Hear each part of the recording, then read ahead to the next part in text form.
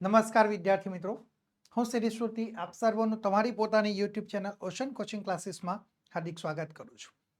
વિદ્યાર્થી મિત્રો, આજના આ વિડીયોની અંદર આપણે ધોરણ 9 વિષય ગુજરાતી જે વાર્ષિક પરીક્ષા 2025ના વર્ષ માટે ખૂબ જ મહત્વનું જેને આપણે કહી શકીએ એવું વિકાસ પરીક્ષા લક્ષી અસાઇનમેન્ટ તમારા માટે સરસ મજાનું નવા રૂપ રંગ અને ડિઝાઇન સાથે આવી ચૂક્યું છે.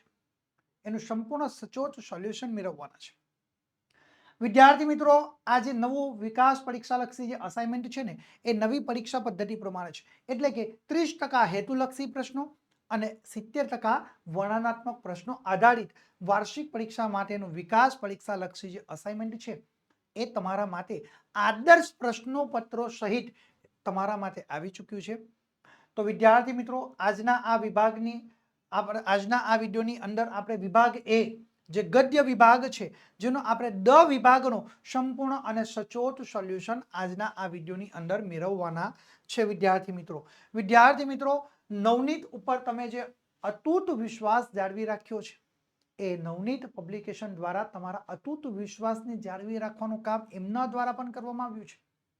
અને વિદ્યાર્થી મિત્રો, વાર્ષિક પરીક્ષા 2025ના વર્ષ માટે ખૂબ જ મહત્વનું કહી શકાય, ખાસ ઉપયોગી કહી શકાય એવો વિકાસ પરીક્ષાલક્ષી અસાઇનમેન્ટ ધોરણ 9નું જે છે એને ખરીદવા માટેની કિંમત છે માત્ર અને માત્ર 190 રૂપિયાની કિંમત છે.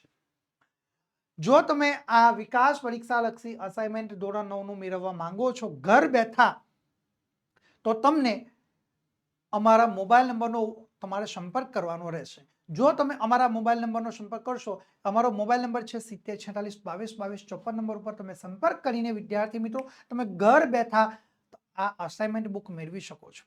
અથવા અહીં આગળ સ્ક્રીન ઉપર તમને દર્શાવેલી વેબસાઇટના માધ્યમ દ્વારા પણ તમે ઘર બેઠા આ વિકાસ અસાઇનમેન્ટ તમે મંગાવી શકો છો, જે તમારા માટે ખૂબ જ મહત્વનું સાબિતરૂપ થવાનું છે. કારણ કે વિદ્યાર્થી મિત્રો, તમારો જે અતૂટ વિશ્વાસ છે એને જાળવવા માટે નવનીત પબ્લિકેશન હંમેશા માટે કટિબદ્ધ રહ્યું છે. તો વિદ્યાર્થી મિત્રો, આપણે શરૂ કરીએ, વધુ સમય ન લેતા આપણો અભ્યાસ આગળ વધારીએ છીએ.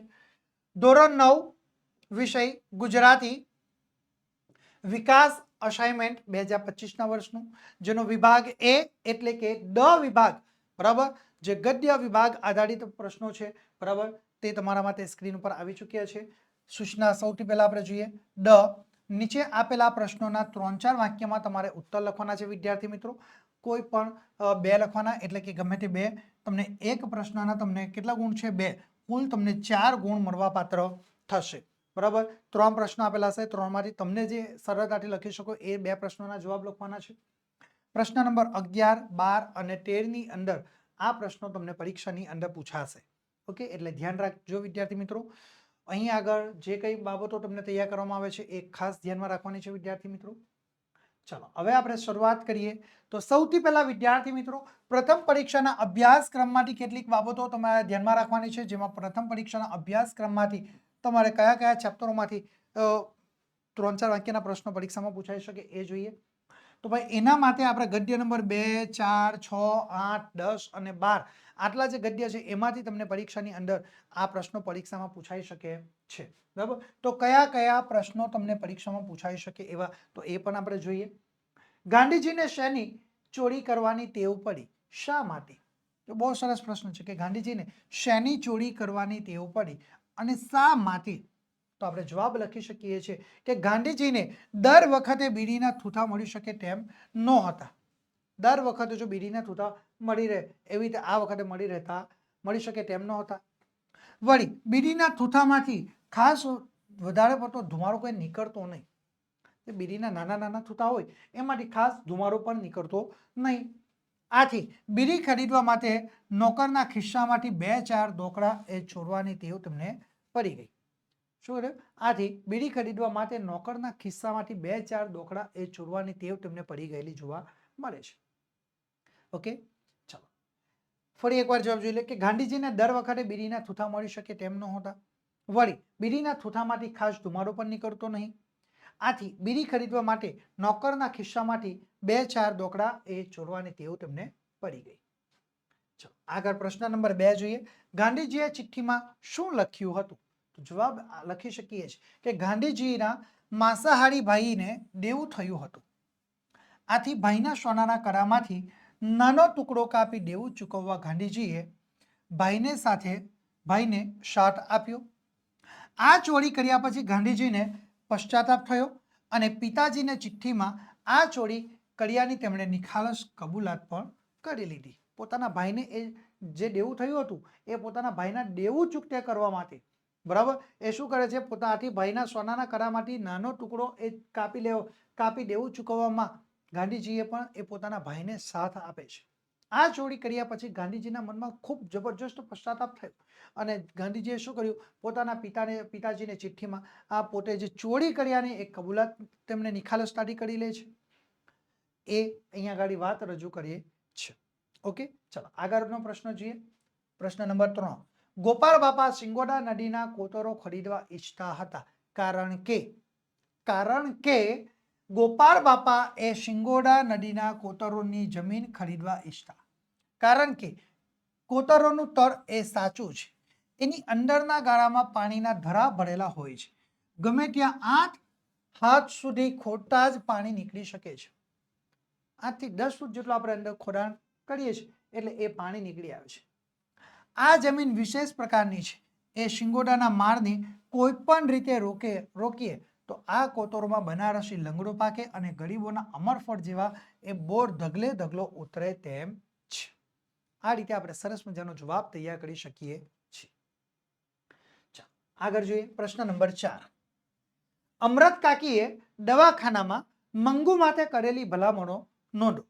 તો આપણે જવાબ લખી શકીએ કે ભાઈ અમરત કાકીએ દવાખાનામાં મંગુ માટે પારિચારિકાઓને કેટલીક ભલામણો કરી. મંગુને મૂંગા ધોર જેટલું ભાન નથી, એ સૂકો રોટલો ખાતી નથી. સાંજે વાળુમાં રોટલો એ દૂધમાં ચોળીને આપજો, દૂધ ના હોય તો દાળમાં ચોળીને આપજો.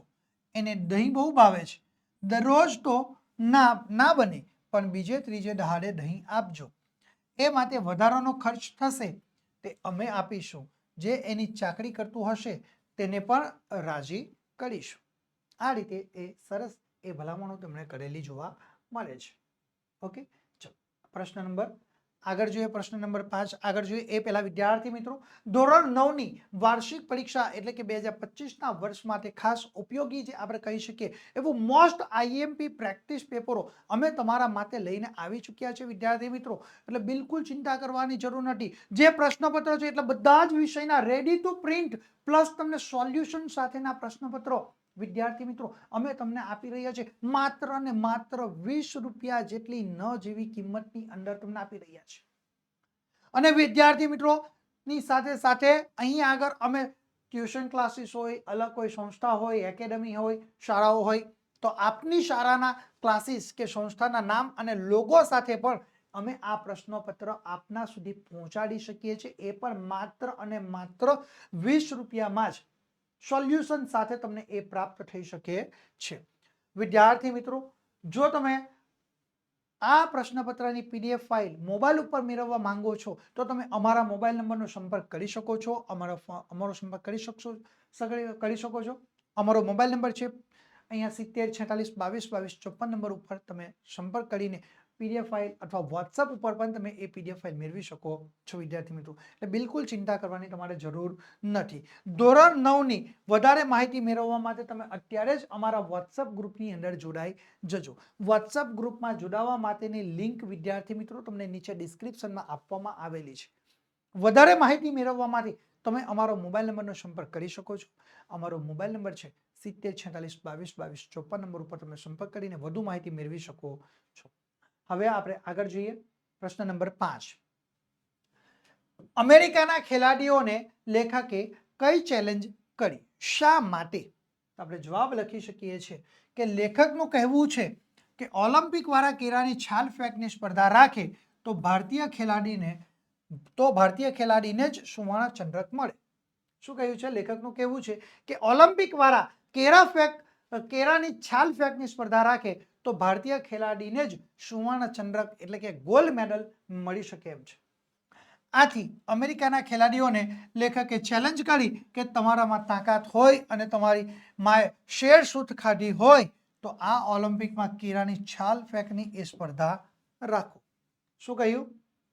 લેખકે ચેલેન્જ શું કરી કે તમારામાં તાકાત હોય અને તમારી માએ શેર સૂત્ર ખાધી હોય તો ઓલિમ્પિકમાં કેળાની છાલ ફેંકની સ્પર્ધા રાખો. આ તેમને ચેલેન્જ કરેલી હતી. ઓકે, ચલો હવે વિદ્યાર્થી મિત્રો પ્રશ્ન નંબર 6 જોઈએ આપણે. પ્રાચીન સમયના કોઈ ઋષિ આજે આવે તો તે શું કહેશે? આપણે શું કહીશું? પ્રાચીન સમયના કોઈ ઋષિ આજના આ આધુનિક યુગની અંદર આપણી પાસે આવી જાય તો આપણે શું કહીશું એમને? તો આપણે કહીશું, જવાબ લખી શકીએ કે ભાઈ પ્રાચીન સમયના કોઈ ઋષિ આજે આવે તો તેમને આપણે બાહ્ય વેશ ભલે જુદો દેખાય પણ તેમને આપણામાં એવું કંઈક જરૂર દેખાશે જેથી એ ઋષિ કહેશે કે આ મારા જ બાળકો છે. શું? જેથી એ આપણામાં એવું કંઈક એમને જરૂર દેખાશે કે જેથી એ ઋષિઓ આપણને કહેશે કે આ મારા જ બાળકો છે. શું કહેશે? આ મારા જ બાળકો છે એવું તે કહેશે. ચાલો આગળ જોઈએ પ્રશ્ન નંબર 7. માર્કંડેય જેમ જેમ ઉંમરમાં ખીલતો જાય તેમ તેમ મા બાપના વદન એ મ્લાન થતા જાય. કારણ કે મ્લાન થતા જાય છે. શા માટે? કારણ કે તો આપણે જવાબ લખી શકીએ છીએ કે માર્કંડેય જેમ જેમ ઉંમરમાં ખીલતો જાય તેમ તેમ મા બાપના વદન એ મ્લાન થતા જાય છે. બરાબર, કારણ કે તેમના મનમાં એ ચિંતા હતી કે જોત જોતામાં માર્કંડેય એ 16 વર્ષનો થઈ જશે. તેની વય મર્યાદા એ પૂરી થતા એ જીવશે નહીં અને તેઓ ફરીથી એ નિસંતાન થઈ જશે. શું કહ્યું છે અહીંયા આગળ? જોત જોતામાં માર્કંડેય એ 16 વર્ષનો થઈ જશે. તેની વય મર્યાદા જે પૂરી થતા એ જીવશે નહીં અને તેઓ ફરીથી પાછા એ નિસંતાન થઈ જશે એવો તેમને અહીંયા આગળ ડર લાગી રહ્યો છે. ચાલો વિદ્યાર્થી મિત્રો, હવે આપણે જે પ્રશ્નો જોવાના છે એ દ્વિતીય પરીક્ષાના અભ્યાસક્રમમાંથી તમારા માટે લેવામાં આવેલ છે. બરાબર, તો આપણે જોઈએ દ્વિતીય પરીક્ષાના અભ્યાસક્રમમાંથી કયા કયા ચેપ્ટરમાંથી એ પ્રશ્નો હોઈ શકે છે. તો ભાઈ ગદ્ય 18, 16, 18 અને 20 માંથી બરાબર તમને આ પ્રશ્ન પરીક્ષામાં પૂછી શકે છે. 3-4 વાક્યના જે પ્રશ્નો છે વિદ્યાર્થી મિત્રો, તો આપણે જોઈએ પહેલો પ્રશ્ન કે દેવલાએ બાબુ સાથેની દોસ્તીને કેવી રીતે નિભાવી તે તમારા શબ્દોમાં તમારે વર્ણવવાનું છે. ઓકે, તો આપણે જવાબ લખી શકીએ કે ભાઈ દેવાંશી ઉર્ફે દેવલાના નાચગાનથી પ્રસન્ન થયેલા ઇન્દ્ર રાજાએ દેવલાને વરદાન માંગવા કહ્યું. દેવલાએ ઇન્દ્ર રાજા પાસે એના નાનપણના ભાઈબંધને એ સ્વર્ગમાં લાવવાની ઈચ્છા એમણે રજૂ કરે છે. ઇન્દ્ર રાજાએ એની ઈચ્છા પૂરી કરી અને બાબુને દેવલા સાથે એક દિવસ એ સ્વર્ગમાં રહેવાનો લાહવો મળ્યો. આ રીતે દેવલાએ બાબુ સાથેની દોસ્તી એને નિભાવી હતી. ઓકે, આ રીતે આપણે સરસ મજાનો જવાબ તૈયાર કરી શકીએ છીએ. ચાલો હવે વિદ્યાર્થી મિત્રો આગળ જોઈએ બીજો પ્રશ્ન કે દેવાંશીએ બાબુને વિદાય આપતા શી શિખામણ આપી? તો આપણે જવાબ તૈયાર કરી શકીએ કે ભાઈ દેવાંશીએ બાબુને વિદાય આપતા શિખામણ આપી કે તું પુણ્ય કરજે પણ કરવા ખાતર નહીં. એનો વિચાર પણ નહીં કરતો. શું કહ્યું છે? કે તું પુણ્ય કરજે પણ પુણ્ય કરવા ખાતર પુણ્ય નહીં કરતો. એનો વિચાર પણ તું નહીં કરતો. એ પુણ્ય આપોઆપ જ થવું જોઈએ. એ કુદરતી રીતે એ પુણ્ય થવું જોઈએ. તમે જાણો છો, સમજો છો ને પછી પુણ્ય કરવા જાઓ છો એનો ક્યાંય કોઈ મતલબ રહેતો નથી વિદ્યાર્થી મિત્રો. ઓકે, એ પુણ્ય આપોઆપ જ થવું જોઈએ, કુદરતી રીતે થયેલું હોવું જોઈએ. ચાલો આગળ પ્રશ્ન નંબર 3. અરુણિમા દ્વારા ભારતના યુવાનોને કયો સંદેશ મળે છે? અરુણિમા દ્વારા ભારતના યુવાનોને કયો સંદેશ મળે છે? તો આપણે જવાબ લખી શકીએ કે ભાઈ અરુણિમા દ્વારા ભારતના યુવાનોને સંદેશ મળે છે કે યુવાનો એ પડકારો સામે લડતા શીખે, દ્રઢ સંકલ્પ શક્તિ અને અડગ મનોબળથી એ આગળ વધે, માણસ મનથી અપંગ ન બને, જીવનમાં ગમે તેવી મુશ્કેલીઓ આવે છતાં તેનાથી એ નાસીપાસ થવાને બદલે તેમાંથી એ રસ્તો સુધી એ બહાર નીકળવાનો પ્રયાસ કરશે તો સફળતા એને જરૂરથી એને સફળતા મળવાની છે. 100% એ સફળતાના શિખરો એ સર કરી શકશે. બરાબર, આ એમને સંદેશો પ્રાપ્ત થાય છે. યુવાનોને આ પ્રકારનો સંદેશ પ્રાપ્ત થતો જોવા મળે છે. ચલો આપણે આગળ જોઈએ વિદ્યાર્થી મિત્રો પ્રશ્ન નંબર 4. ડોક્ટર અને નર્સમાં માનવતા કેમ જાગી ઉઠી? તો આપણે જવાબ લખી શકીએ છીએ કે ભાઈ ઓપરેશન કરીને અરુણિમાનો પગ કાપવો પડે તેમ હતું. શું? ઓપરેશન કરીને અરુણિમાનો પગ કાપવો પડે તેમ હતું, પરંતુ એ બરેલી હોસ્પિટલમાં લોહીની કે એનેસ્થેશિયાની સગવડ ન હતી. શું? બરેલી હોસ્પિટલમાં લોહીની કે એનેસ્થેશિયા એટલે કે બેભાન કરવાનું, બેહોશ કરવા માટેનું જે ઇન્જેક્શન આવે એની કોઈ સગવડ ન હતી. એ જાણીને અરુણિમાએ ડોક્ટરને કહ્યું, સરજી મારો પગ કપાયો હું આખી રાત રેલવે ટ્રેક ઉપર પડી રહી, મેં ભયંકર વેદના સહન કરી, તો હવે તો તમે મારા ભલા માટે જ મારો પગ કાપશો ને? હું સહન કરી લઈશ. અરુણિમાની આ અડગતા જોઈને ડોક્ટર અને નર્સમાં એ માનવતા જાગી ઉઠેલી જોવા મળે છે. શું કહ્યું કે ભાઈ મેં ભયંકર વેદના, આખી રાત એ રેલવે ટ્રેક ઉપર પડી રહી છે, મેં આખી રાત એ રેલવે ટ્રેક ઉપર પડીને મેં ભયંકર વેદના સહન કરી, તો પછી હવે તમે મારા ભલા માટે જ મારો પગ કાપવાના છો ને? હું સહન કરી લઈશ. અરુણિમાની આ અડગતા છે એ જોઈને ડોક્ટર અને નર્સમાં એ માનવતા જાગી ઉઠેલી આપણને જોવા મળશે વિદ્યાર્થી મિત્રો. પ્રશ્ન નંબર 5, બચેન્દ્રી પાલને મળ્યા પછી અરુણિમાએ શું કર્યું? તો આપણે જવાબ લખી શકીએ છીએ કે બચેન્દ્રી પાલને મળ્યા પછી અરુણિમાના હિંમત અને ઉત્સાહ વધ્યા. તેણે પર્વતારોહણ માટે તાલીમ લેવાનું શરૂ કર્યું. શરૂઆતમાં પર્વત ચડતી વખતે અન્ય પર્વતારોહકો તેને ધીમે ધીમે આવવાનું કહેતા, આથી તે અકળાતી અને વધુ મહેનત કરતી. શું થાય કે ભાઈ અરુણિમા સિન્હામાં એ હિંમત અને ઉત્સાહ વધે છે. તેણે પર્વતારોહણ માટે તાલીમ મેળવવાનું શરૂ કર્યું. શરૂઆતમાં પર્વત ચડતી વખતે તેને અન્ય પર્વતારોહકો ધીમે ધીમે તમને આવવા માટે કહેતા, પરંતુ આ અરુણિમા એનાથી શું થાય, આથી તે અકળાઈ જાય અને વધુ મહેનત એ અરુણિમા સિન્હા કરવાનું શરૂ કરેલું જોવા મળે છે. ચાલો આગળ જોઈએ પ્રશ્ન નંબર 6. બરાબર, પ્રશ્ન નંબર 6 કે ભાઈ 13 વર્ષની કિશોર વયે નાનજીને દરિયામાં જતી વખતે કેવો અનુભવ થયો? તો આપણે જવાબ લખી શકીએ કે ભાઈ 13 વર્ષની કિશોર વયે નાનજીને દરિયામાં મુસાફરી કરીને એ યુગંડા પહોંચવાનું હતું. મહિનાઓની આ સફર હતી. એમાં વચ્ચે તોફાન આવ્યું. વહાણને દરિયામાં આગળ ધપાવનાર એ કુવા સ્તંભ અને સદ એ તૂટી ગયા. મૃત્યુ સામે દેખાતું હતું. ભૂખ, તરસ અને અનિશ્ચિત ભાવિનો એ દરિયામાં થયેલો અનુભવ ભલભલાને ડગમગાવી દે તેવો હતો. છતાં નાનજી સહેજ એ ડગ્યા નહોતા. છતાં નાનજીભાઈ બિલકુલ એટલે બિલકુલ પણ ડગ્યા નહોતા. જરાય એ વિચલિત થયા હતા નહીં. ઓકે, ચલો પ્રશ્ન નંબર આપણે 7 જોઈએ. નાનજીભાઈ મહેતાના જીવનનો પંચશીલ સિદ્ધાંત જણાવો. શું છે?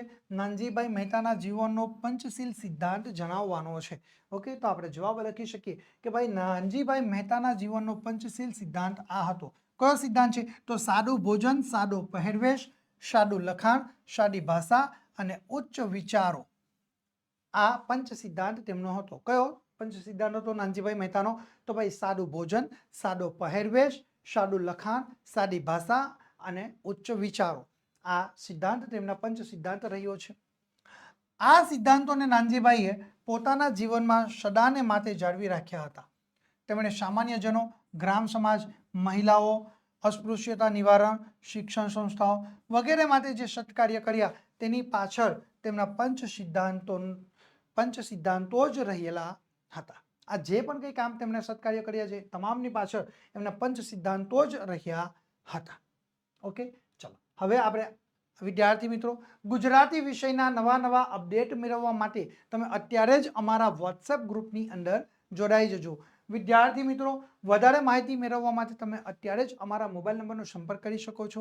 અમારો મોબાઈલ નંબર છે 7046222254. વિદ્યાર્થી મિત્રો આજના આ વિડીયોની અંદર આપણે પ્રશ્નપત્ર વિભાગ નંબર A બરાબર, જેની અંદર આપણે ડ વિભાગનું સંપૂર્ણ અને સચોટ સોલ્યુશન આપણે મેળવી ચૂક્યા છે. વિદ્યાર્થી મિત્રો હવે આપણે આગળના વિડીયોમાં આપણે વિભાગ E નું સંપૂર્ણ અને સચોટ સોલ્યુશન મેળવવાના છે. ફરી પાછા મળીશું વિદ્યાર્થી મિત્રો. Thank you.